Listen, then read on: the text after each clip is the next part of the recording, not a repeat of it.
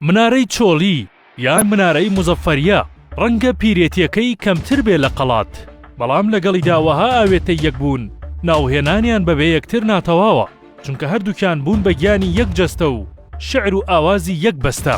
لە هەر شوێن ناوی قەڵات بێ منارە بە دوای دادێت و بوون بە دوو سیما و شوناس لۆ پیرە هەولێرێ.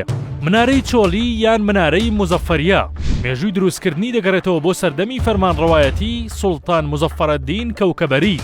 سەرچاوەکان ئاماژە بە هۆکاری دروستکردنی دەکەن کە زۆربوونی ژمارەی دانیشتوان فاکتەری سەرەکی بووە و سوڵتان موزەفەر لەو کاتەدا هەوڵی فراوانکردنی هەولێر دەدات لە خوار قەڵاوە. بۆ مەبەستا دوو قوتابخانە و مزگەوتێک بنیاد دەنێ و دواتر بازاڕی قەیسەری دروست دەکات.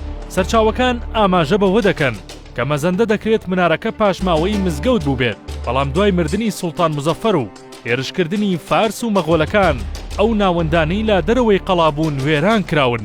مانەوەی منارەکە لە ناوچەیەکی چۆڵەوانی نزیک قەڵات نازناوی چۆلی پێبەخشیوە و ناونراوە منارەی چۆلی. هەرچی پەیوەستی ناوی دووەمیەتی کە پێی دەوترێ منارەی موزەفەریە بۆ بیناکردنەکەی دەگەڕێتەوە لەلایەن سوڵتان موزەفەرەوە.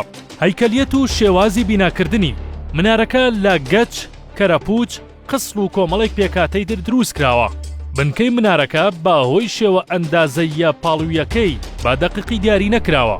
بناغی دیواری منارەکە 145 سانتیمەترە، بەڵام درێژەکەی 15 مەترە و دوو دەرگەی هەیە.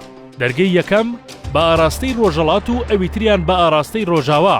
لە هەر دەرگایەک بە شێوەیەکی هەندەسی پلیکانەی هەیە بۆ لووتکەی منارەکە بەبێ ئەوەی یەکتر ببڕن.